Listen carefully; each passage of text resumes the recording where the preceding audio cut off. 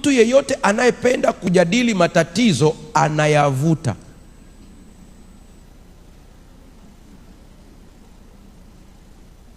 Bwana vipi, unaendeleaje?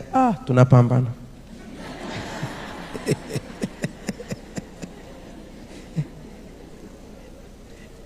Nimesoma hapa ipo. Na kuna kasalamu na mimi nakasema kila siku ili watu waache kunisalimia na kasalamu. Kwa kweli ukinisalimia na hako naweza tu nikakujibu kwa kuona watu wanaozunguka ili nisije nikakutia aibu, lakini wasikapendi.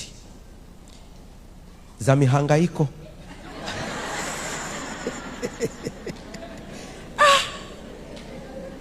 Yaani niko kwenye utume wa Mungu na niambia nahangaika. Si hangaiki.